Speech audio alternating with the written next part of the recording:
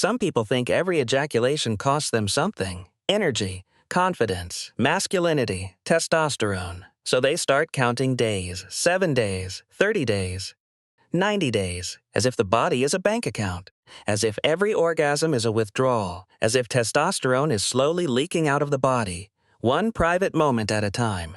But hormones do not work like a fuel tank. And testosterone is not that simple. It rises and falls every day. It changes with sleep, age, body composition, illness, medication, stress, alcohol, exercise, and the time of day your blood is drawn. So the real question is not, does masturbation change a hormone for a few minutes? The real question is, does masturbation lower your baseline testosterone over time? That is the question most online arguments skip, because there is a huge difference between a temporary fluctuation and a chronic hormone problem. Start with what testosterone actually does. Cleveland Clinic describes testosterone as the main androgen, meaning it helps develop and maintain male sex characteristics. It plays a role in sex drive, sperm production, red blood cell production, bone strength, muscle mass, mood, and general well-being. So yes, testosterone matters. If it is clinically low, a person may feel real symptoms: lower libido, erectile problems, fatigue, depressed mood, less muscle mass, more body fat, lower bone density. Those symptoms deserve medical attention. But they do not automatically point to masturbation. Low testosterone is a clinical question.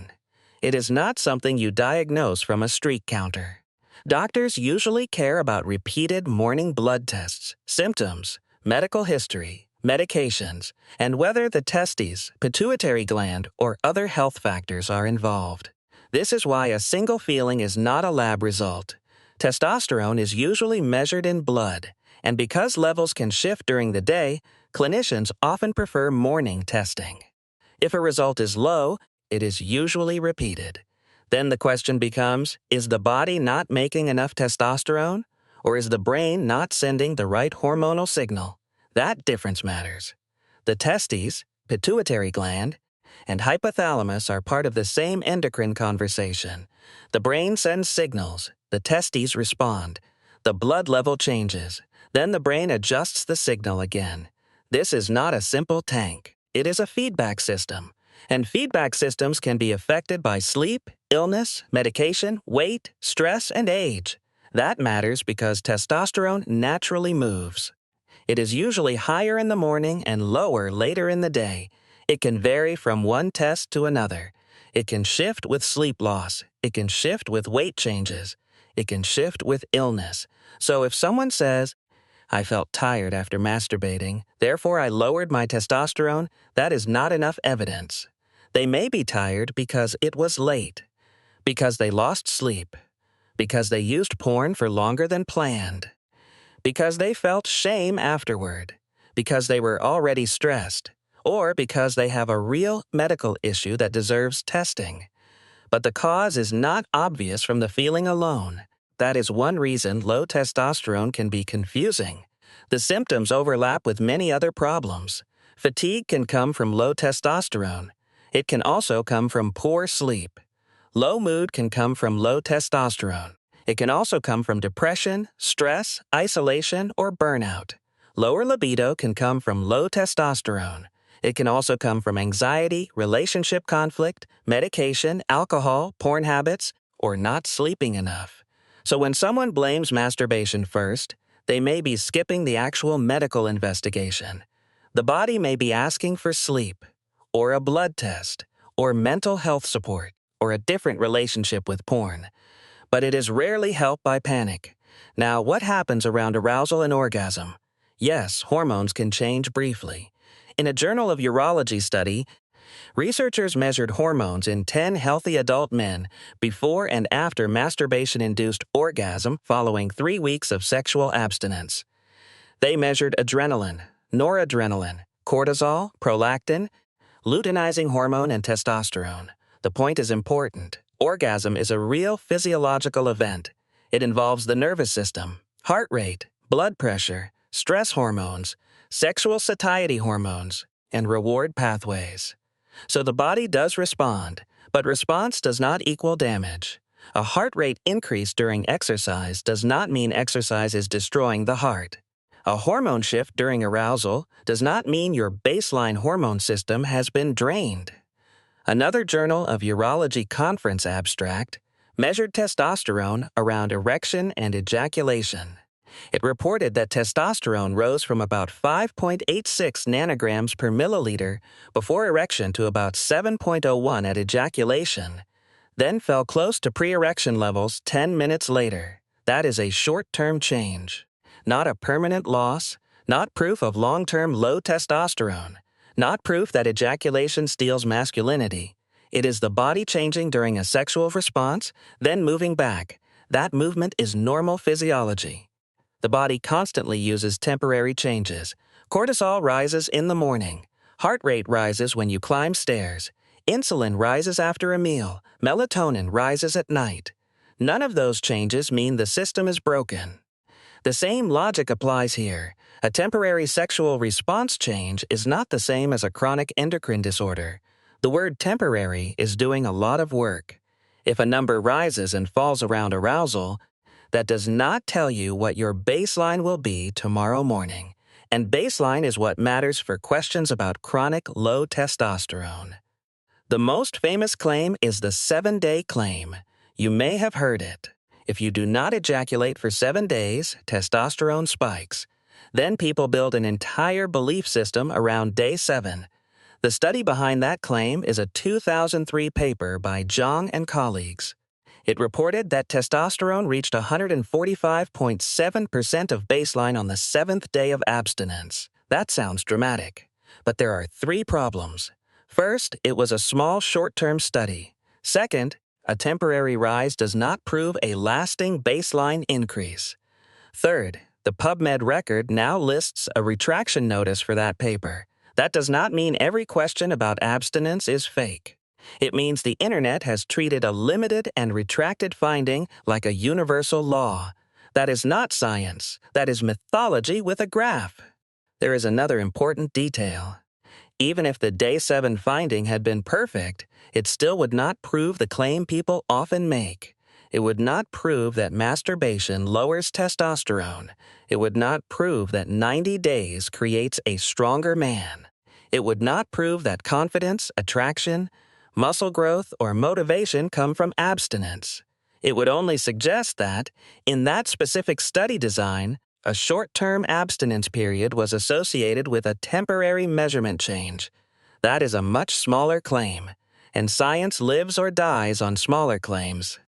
The internet often takes a small claim and turns it into a life rule. That is where the damage begins. Even if a short-term hormone bump happens in some context, it does not prove that frequent masturbation causes chronic low testosterone, and it does not prove that abstinence is a testosterone treatment. Clinically, the important issue is baseline testosterone over time. Not one spike, not one dip, not one day. Baseline means the pattern your body returns to. If your baseline is low, the question becomes medical. Why? Cleveland Clinic lists real contributors to low testosterone, including aging, obesity, testicular injury, cancer treatments, some medications, chronic illness, pituitary problems, and other endocrine conditions. Sleep matters too. So does heavy alcohol use. So does overall metabolic health. These are much stronger suspects than normal masturbation. Sleep deserves special attention. Testosterone is connected to sleep quality and sleep duration. If someone is staying up late with a phone, losing hours to porn or scrolling, and waking up exhausted, their morning energy can suffer. But the problem may not be ejaculation. The problem may be sleep debt. The same is true for heavy alcohol use. The same is true for obesity. The same is true for chronic stress. These factors can affect hormones, mood, sexual function, and energy in ways that are far more medically plausible than the idea that normal masturbation is draining testosterone like a battery. That is why the most boring explanation may be the most useful one. Before blaming masturbation, look at the whole system. Sleep, exercise, alcohol, weight, medication, stress, illness, mental health, relationship strain. Hormones live inside that system. They do not float outside it. This is where online culture often points the concern in the wrong direction. A person feels tired. They assume testosterone. They assume masturbation caused it. Then they stop masturbating and feel better. But what else changed? Maybe they stopped staying up late. Maybe they stopped binging porn. Maybe they started exercising. Maybe they joined a community. Maybe they felt more disciplined. Maybe they stopped breaking promises to themselves. Maybe shame became quieter. Those changes can absolutely affect mood, energy, confidence, and motivation. But that does not prove testosterone was the cause. Confidence can rise when you regain control. Energy can rise when sleep improves. Mood can improve when shame decreases. Focus can improve when a compulsive loop loses power. None of that requires a testosterone miracle. It requires a life that is less chaotic. This is also why personal stories can be true and still misinterpreted. Someone says, "I stopped masturbating and became more confident." That may be true, but confidence may have come from keeping a promise. Someone says, "I stopped and had more energy." That may be true, but energy may have come from sleeping earlier. Someone says, "I stopped and felt more motivated." That may be true. But motivation may have come from leaving a compulsive loop. The experience is real. The explanation may be wrong. That is the difference between respecting someone's story and accepting every theory attached to it. Porn can confuse the picture even more. Masturbation and pornography are not the same thing. For some people, masturbation is brief, chosen, and not distressing. For others, porn adds novelty, searching, comparison, longer sessions, and sleep loss. If someone stops masturbation and also stops late-night porn use, they have changed more than one variable. If they feel better afterward, it may be because the loop changed, not because testosterone was silently restored. This is why the better question is not, does masturbation affect testosterone? The better question is, which effect are we talking about? A brief hormone fluctuation? Possibly. A permanent lowering of baseline testosterone from normal masturbation? There is no good evidence for that. A real-life pattern that affects sleep, mood, confidence, focus, and self-trust. That can happen, but that is a behavior question, not just a hormone question. So when should someone actually worry about testosterone? If you have persistent low libido, erectile problems, fatigue, depressed mood, reduced muscle mass, increased body fat, infertility concerns, or other symptoms, do not diagnose yourself from internet claims. Talk to a qualified clinician. Ask about proper morning testing. Ask about sleep. Ask about medications. Ask about body composition. Ask about alcohol, chronic illness, stress, and endocrine causes. And be honest about sexual behavior, porn use, and mental health. Not because masturbation is automatically the cause, because doctors need the whole picture. And if a clinician does test testosterone, context still matters. A low result should not be treated like a personality test. It is not proof that you are less masculine. It is not proof that you ruined yourself. It is a medical number that needs interpretation. Depending on the situation, a clinician may look at total testosterone, luteinizing hormone, prolactin, thyroid function, medications, sleep, and other health issues.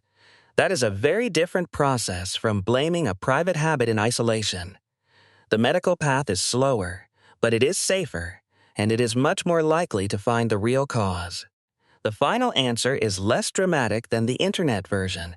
Masturbation may be associated with short-term hormonal changes around arousal and orgasm. But normal masturbation has not been shown to cause long-term low testosterone. Abstinence has not been proven to be a reliable testosterone treatment.